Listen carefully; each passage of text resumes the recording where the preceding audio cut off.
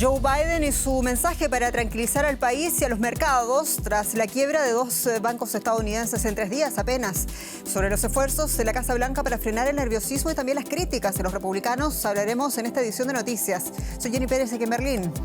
Destacamos. En cadena nacional, Biden dijo que los sistemas financieros siguen siendo sólidos. Prometió que no habrá rescate a inversores bancarios y que los contribuyentes no asumirán ningún tipo de pérdidas. China y una nueva era. Xi Jinping dice que es hora de construir una gran muralla de acero, aludiendo al ejército. En esta edición ponemos en perspectiva el inicio del tercer mandato de Xi y sus retos más inmediatos, sus relaciones con Estados Unidos y el contencioso con Taiwán. Y el gobierno de Colombia anuncia el inicio de un nuevo proceso de negociación de paz con el Estado Mayor Central, uno de los grupos disidentes de la extinta guerrilla de las FARC.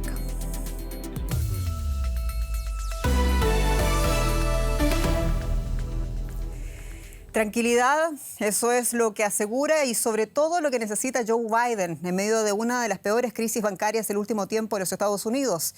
El presidente prometió hacer todo lo necesario para apuntalar las instituciones financieras tras la quiebra de Signature Bank y Silicon Valley Bank.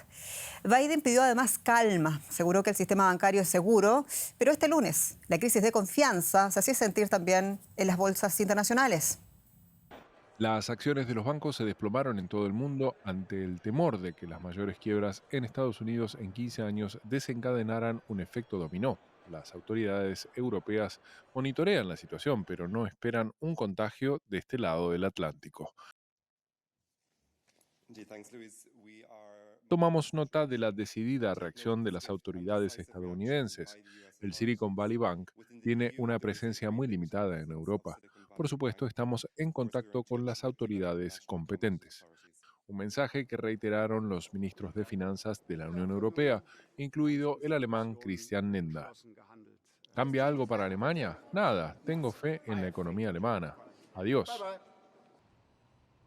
En Estados Unidos, lo ocurrido despertó dolorosos recuerdos del devastador hundimiento de 2008. En un intento por rebajar la incertidumbre y evitar una corrida bancaria, el presidente se apresuró a tranquilizar a los ciudadanos. Quienes tenían depósitos allí pueden tener la garantía de que estarán protegidos y podrán acceder a su dinero a partir de hoy. Biden subrayó que, a diferencia del pasado, el comportamiento irresponsable de los ejecutivos bancarios no será tolerado. Los directivos serán despedidos. Si la Corporación Federal de Seguros de Depósitos se hace cargo, quienes lo dirigen no deberían seguir trabajando allí. ¿Serán suficientes sus palabras para convencer a quienes tienen depósitos en los bancos? El First Republic Bank de California se ha visto sometido a una fuerte presión ante las retiradas de fondos, aunque la mayoría de los clientes parecen mantener la calma. No me preocupa tanto, solo quiero tener un poco de prudencia. La gente no necesita entrar en pánico. Voy a transferir parte del dinero de esta sucursal a otra. Si todo el mundo entra en pánico, será como un efecto dominó. No quiero entrar en pánico, solo tomar precauciones. Biden quiere reducir la probabilidad de quiebras similares en el futuro y pidió al Congreso que refuerce las normas bancarias. Normas que se introdujeron cuando los bancos estadounidenses desencadenaron la crisis de 2008 por su política agresiva de préstamos hipotecarios y que fueron parcialmente derogadas en 2018 durante la presidencia de Donald Trump. Vamos a profundizar este asunto y lo hacemos con quién mejor. Andrés Blumenkrantz, bienvenido. ¿Qué tal, Jenny? Vamos a profundizar ahora en la presencia de Silicon Valley Bank aquí en Europa, pero primero vamos a hacer un panorama general de esta situación. Son 3 los bancos asociados a las criptomonedas que han quebrado en apenas 6 días. Silvergate y Signature eran los 2 principales bancos utilizados por criptoempresas y Silicon Valley Bank, el más grande en caer, tenía enormes activos en criptomonedas. Su quiebra ha desatado la ola que el gobierno de Estados Unidos y gradualmente los del resto del mundo intentan evitar se convierta en un nuevo tsunami como el de la crisis financiera que inauguró la caída de Lehman Brothers en el año 2008. Silicon Valley Bank tenía una cartera llena de bonos que perdieron valor a medida que la Fed aumentaba las tasas de interés para combatir la inflación. Después de venderlos a pérdida para compensar el retiro de depósitos y pedir más dinero a sus inversores para llenar este agujero financiero, se desató el pánico que terminó en esta quiebra. Silicon Valley Bank era activo aquí en Europa, sobre todo en Reino Unido y también aquí en Alemania. Así que vamos a ampliar este tema con José David Navarro, nuestro corresponsal en la Bolsa de Frankfurt. José, ¿qué consecuencias puede tener la caída del Silicon Valley Bank aquí en Alemania? ¿Cuán grande era su volumen de negocio aquí en este país? Hola Andrés, ¿qué tal? Pues los datos publicados hoy apuntan a que el balance de la filial del Silicon Valley Bank aquí en Alemania, en la ciudad concretamente de Frankfurt, era de 789 millones de euros. Un respiro cuando se ha conocido ese dato para los inversores en Alemania, porque entonces se considera que el banco no es de riesgo sistémico aquí en el país. En cualquier caso, las autoridades en Alemania han decidido poner el banco bajo moratoria, es decir, se congela el contacto con los clientes, los pagos y las ventas también de la filial que tenía el banco aquí en la ciudad de Frankfurt. El Banco Central en Alemania, el Bundesbank, ha organizado un comité de crisis que se ha celebrado este lunes, pero como les decía, de momento el riesgo está controlado. El banco estadounidense operaba aquí desde el año 2018 y, como ocurría también en la parte estadounidense, sobre todo tenía créditos, porque no obtenía negocios de depósitos, daba créditos también a empresas muy jóvenes. José, el gigante bancario HSBC ha comprado la filial británica del Silicon Valley Bank por el valor simbólico de £1, pero eso no ha frenado, parece ser, los temores entre los inversores. ¿Qué riesgos está viendo Europa? Sí, Andrés, eso es muy cierto, a pesar de que durante toda la jornada de hoy las autoridades han mandado constantemente mensajes tranquilizadores. Como tú dices, eso no ha tranquilizado a las bolsas. Jornada de pesadilla, por ejemplo, la entidad alemana Commerzbank ha perdido un 12% y el propio banco HSBC ha caído en torno a un 4%. Es el peor jornada para los bancos desde la invasión rusa de Ucrania. El riesgo para los bancos europeos, dicen los analistas, no es grande, estaría contenido, porque el caso dicen del Silicon Valley Bank es muy especial. Tenía mucha inversión en renta fija que ha tenido que poner, que vender a valor de mercado, y estaba dedicado, como apuntabais antes, a un negocio muy particular, que es el de apoyar a las nuevas empresas, a las startups. Un modelo que contrasta con la banca europea, que es conocida más por ser un modelo clásico. Ahora, Andrés, todos los interrogantes están en qué va a pasar el jueves aquí en Frankfurt con la reunión del Banco Central Europeo, si esta crisis que estamos viendo de confianza en los bancos podría abrir la posibilidad a que se tomen medidas dentro de la Autoridad Bancaria Europea. José David Navarro en la Bolsa de Frankfurt, gracias. Seguiremos en contacto en esta semana que se anuncia movidita. El ministro de Economía alemán ha asegurado que su gobierno quiere abrir un nuevo capítulo en las relaciones germano-brasileñas, especialmente en materia medioambiental. En Belo Horizonte, sede del encuentro económico Brasil-Alemania, Robert Habeck apostó por la creación de lo que denominó un puente verde sobre el Atlántico. Brasil lleva tiempo apostando por la producción de energías renovables y, según Habeck, cuenta con un enorme potencial para la generación de hidrógeno verde. El ministro alemán hizo también un llamado a cerrar el acuerdo de libre comercio con el bloque del Mercosur, del cual Brasil es el mayor miembro. Para profundizar en esta visita de Robert Habeck, acompañado también por el ministro de Agricultura alemán a Brasil, hablamos ahora con Marcelo Sousa da Silva. Marcelo, los ministros alemanes de Economía y Agricultura afirman que Brasil es un socio ideal para un comercio sostenible. ¿Qué es lo que tienen en mente exactamente? Buenas noches, Andrés. Bueno, está claro que Alemania ve a Brasil como un socio estratégico e importantísimo. Lo muestra este relanzamiento en la relación, demostrada entre otras cosas por esta nueva visita de alto nivel de funcionarios alemanes.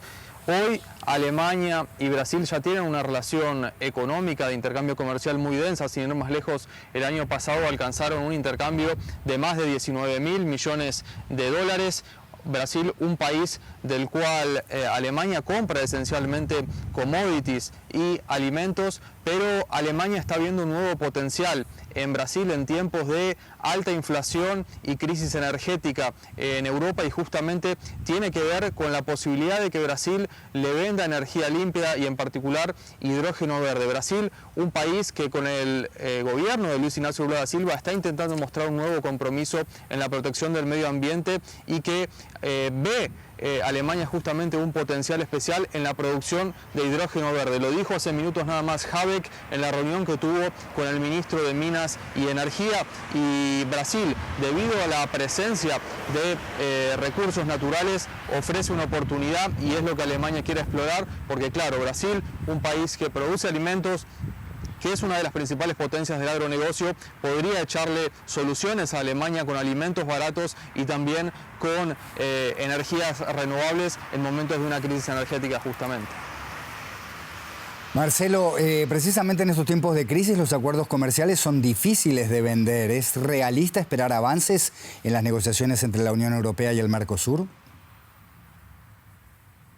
Bueno, a priori uno podría leer que la salida del gobierno del expresidente Jair Bolsonaro, sobre quien pendían muchas críticas por la falta de compromiso con la protección medioambiental, facilitaría el avance del acuerdo. Pero está claro que quedan muchas asperezas por limar, tanto es así que lo mostraron el canciller alemán Olaf Scholz y Lula da Silva cuando se reunieron aquí en enero pasado. Por parte de algunos países de la Unión Europea, como Francia y Austria, hay resistencias todavía, por lo que podría significar la entrada del agronegocio sudamericano, que es más competitivo que parte del agronegocio de esos países, invadiendo mercados europeos. Por el lado sudamericano está claro que hay sectores como la industria automotriz que no está en condiciones de competir de igual a igual con el mercado europeo. Por último, Lula dejó un punto abierto también en enero, diciendo que quisiera revisar la cláusula que habla de compras gubernamentales, que trataría a empresas de países extranjeros con las mismas condiciones que empresas locales, algo que Lula no está dispuesto a ceder. En definitiva, muchas asperezas que quedan por limar, que nos hace pensar que el plazo, inclusive puesto por Lula, de un acuerdo entrando en vigor en julio de este año es demasiado optimista, por no decir poco realista. Marcelo Silva de Sousa, voy a decir bien tu nombre al despedirte, que lo dije mal al principio. Gracias por estas informaciones. Hasta cualquier momento. Jenny Pérez tiene más información. Por la sonrisa te disculpo, Marcelo. Bueno, sí, vamos con otro de los grandes temas de este día. Xi Jinping, el líder indiscutible de China, un país que bajo un mandato reforzado y también renovado se ha propuesto a ir por más. El presidente chino clausuraba la reunión anual de la Asamblea Nacional Popular con un llamado a modernizar el ejército y aumentar la autosuficiencia tecnológica. Entre los retos de su tercer mandato figuran hacer frente a las crecientes tensiones con Estados Unidos y fortalecer el crecimiento de la segunda economía del mundo. Confirmado como líder más poderoso de la China moderna, Xi Jinping clausuró una Asamblea Nacional Popular que este año puso el énfasis en el poderío militar. El Parlamento aumentará el presupuesto del ejército. Xi tuvo palabras claras también sobre Taiwán, mientras crece la confrontación con Washington por la isla que China considera parte de su territorio.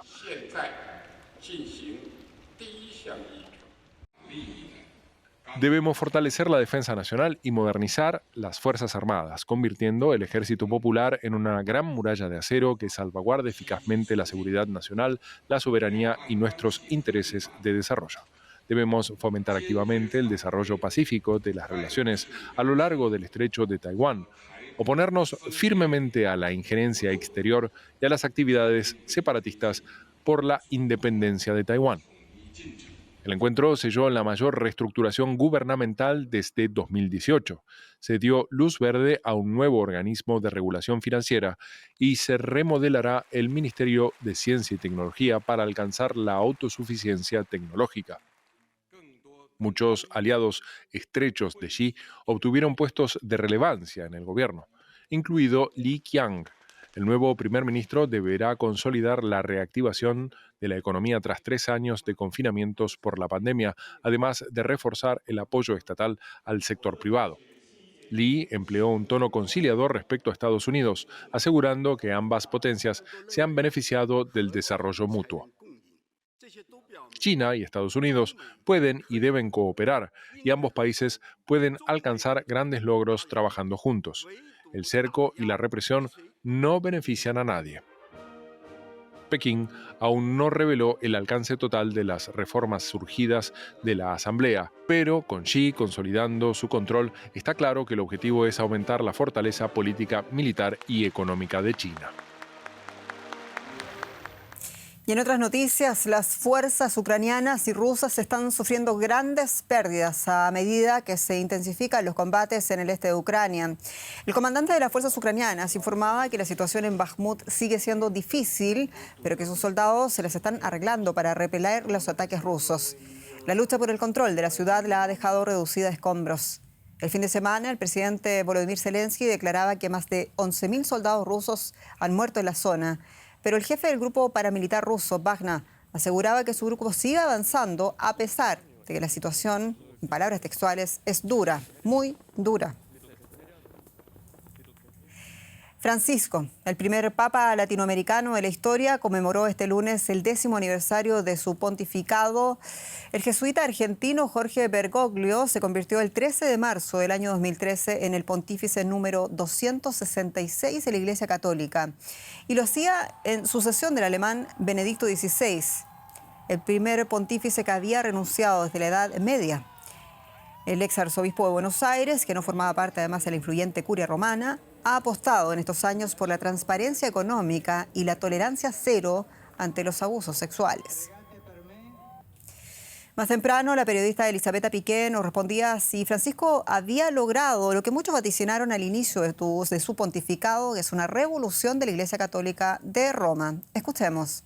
Bueno, aquí en Roma hay muchos analistas y expertos que sí consideran que ha tenido su revolución el Papa Francisco en estos 10 años, en los cuales él ha abierto puertas, hay nuevos aires, los homosexuales ya no están demonizados en la iglesia, ha abierto puertas también a los divorciados vueltos a casar, se ha vuelto la voz de los sin voz. Este es un papa que que ha puesto como prioridad a migrantes, a los pobres, a los descartados. Es un papa que, como antes estaban diciendo, ha puesto en marcha una reforma, ha reformado a la curia romana y ha hecho limpieza en lo que eran las finanzas del Vaticano. Recordarán el IOR, el Instituto para las Obras de Religión, manchado por muchísimos escándalos en el pasado, ha cerrado cuentas y esto es parte de lo que algunos llaman realmente un papado, unos 10 años extraordinario de papado.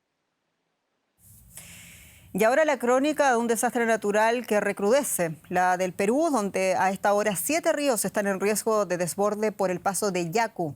El ciclón ha traído lluvias torrenciales y el consiguiente aumento explosivo de los caudales fluviales. El balance deja hasta el momento 7 muertos y miles de damnificados.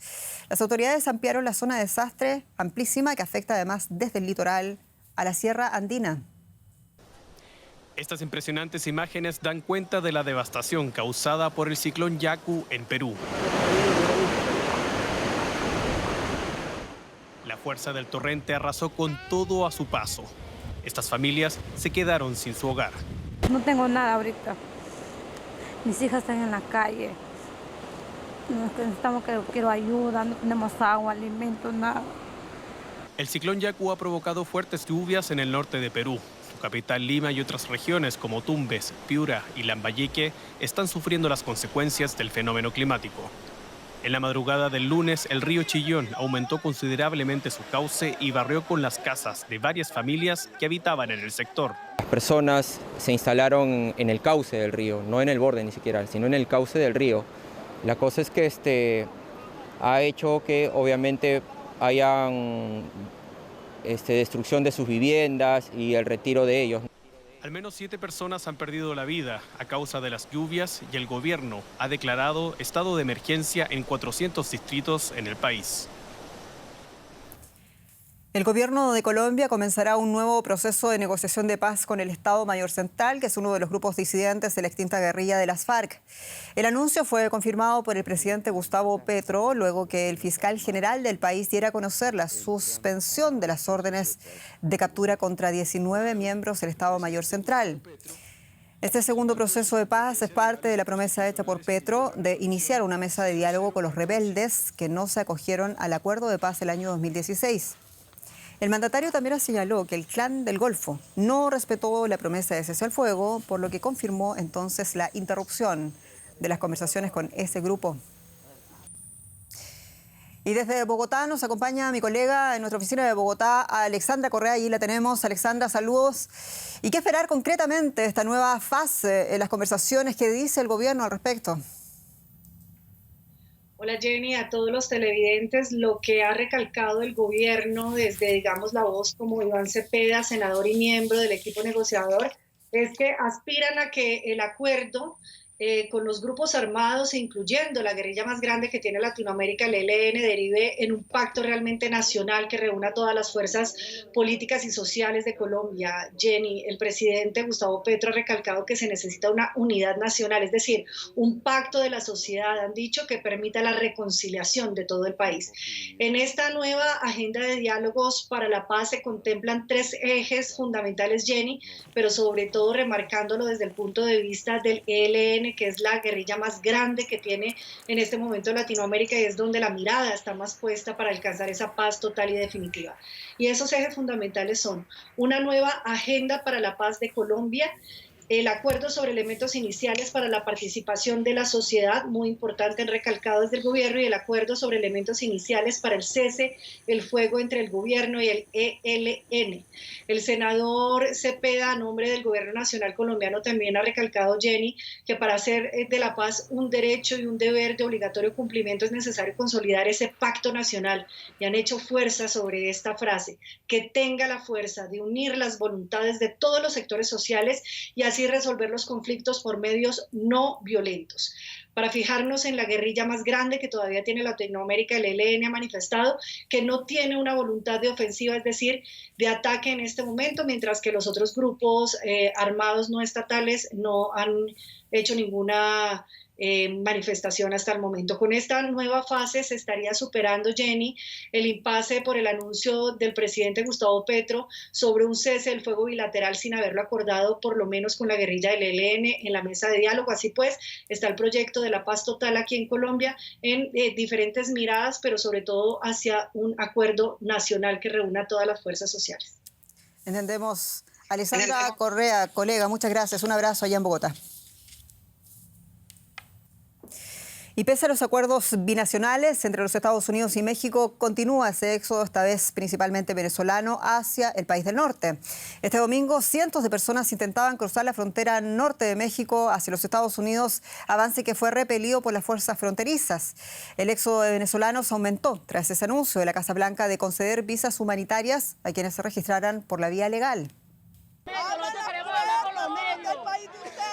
Los motivos que explican la migración son diversos. Falta de acceso al trabajo, encontrar una mejor vida, pobreza, violencia, inseguridad alimentaria, desastres o corrupción. Y esta es la desesperación de quienes están en América Latina. Cientos de personas intentaron entrar a la fuerza el pasado domingo a Estados Unidos. La burocracia de las solicitudes de asilo los empujó a buscar una solución. Solo quiero pasar para poder tener un buen futuro y ayudar a mi familia. Venimos pasando la selva del Darién, corriendo peligro en esta travesía. Según cifras de la Organización Internacional para las Migraciones de Naciones Unidas, la OIM, desde el 2020 México tiene el segundo lugar en el mundo con más emigrantes. 11 millones de personas salen del país y casi en su totalidad son personas que van a Estados Unidos, país que desde hace 50 años es el principal destino de migración. Entre ellos están también estos solicitantes de asilo, que esperan meses para recibir una respuesta. Y pese a la implementación de una aplicación digital, los problemas burocráticos están lejos de solucionarse. Que por favor nos den una respuesta, hasta el mismo presidente, denos una respuesta porque en realidad la página ya no sirve, hermano. La página no sirve, yo tengo 2 meses intentándolo. Que la única plataforma, según nos ha hecho CBP, es CBP One, para poder ellos pedir asilo en Estados Unidos. El principal problema para estos migrantes es la incertidumbre. Muchos viven bajo condiciones precarias y están expuestos a extorsiones y trata de personas. Ni el gobierno mexicano ni estadounidense han comentado lo ocurrido. Los agentes fronterizos de Estados Unidos lograron contener el tumulto y apaciguar los ánimos. Pero la frustración de estas personas sigue latente, en una crisis que alcanza ribetes regionales y que está lejos de resolverse. El presidente de Brasil, Luis Inácio Lula da Silva, se comprometió a reanudar la creación de nuevas tierras indígenas El mandatario, que participó en una asamblea de líderes indígenas en el estado de Roraima, prometió también que va a expulsar definitivamente a los mineros clandestinos que operan de forma ilegal en esos territorios protegidos ricos en metales preciosos como el oro. La creación de nuevos territorios indígenas, paralizada durante el mandato de Jair Bolsonaro, busca además proteger a esas áreas de la tala y de la ganadería ilegales. Mucho más ha sucedido este día en el mundo. Lo pasamos a revisar en el siguiente resumen de noticias. Al menos 2 muertos y 9 heridos dejó un atropello múltiple en la provincia de Quebec, en Canadá. El sospechoso sería un hombre de 38 años, quien es interrogado por la policía. Aún se desconocen las motivaciones de este atropello. El primer ministro Justin Trudeau lamentaba el hecho y señaló que sus pensamientos están con las víctimas.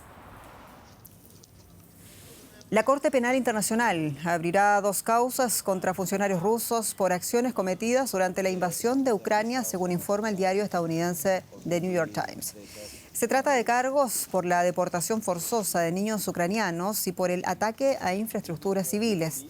La oficina del fiscal de ese tribunal, Karim Khan, desistió de comentar esas informaciones. Los presidentes de Irán, Ibrahim Raisi, y de Bielorrusia, Alexander Lukashenko, afirmaron en Teherán su intención de fortalecer sus relaciones en el contexto de la guerra de Ucrania. Las economías de las 2 naciones, ambas aliadas de Moscú, se han visto afectadas por las sanciones internacionales. Lukashenko declaró que los vínculos económicos con ahora son más fuertes que nunca. Y Rusia ofreció extender el acuerdo sobre exportación de cereal ucraniano, pero solo por 2 meses. Moscú alega que las sanciones a sus sistemas de pago y logística dificultan sus propias exportaciones de alimentos y fertilizantes. La iniciativa, suscrita inicialmente en julio del año 2022, fue crucial para aliviar la presión sobre los precios de los alimentos en el mercado mundial. Y al finalizar, un apunte de Tailandia, porque este país ha celebrado este lunes el día dedicado a su animal nacional, que es el elefante. Vamos por las imágenes, porque una jornada durante la cual los paquidermos son agasajados con frutas y vegetales en honor al importante papel que ha jugado en la historia y también en la cultura tailandesa. Son imágenes que hemos visto a lo largo del mundo. También participaron en la celebración monjes budistas que bendijeron a los animales con agua bendita. El Día Nacional del Elefante se celebró por primera vez en el año 1998. Y así nos despedimos. Muchas gracias por su sintonía. Hasta pronto.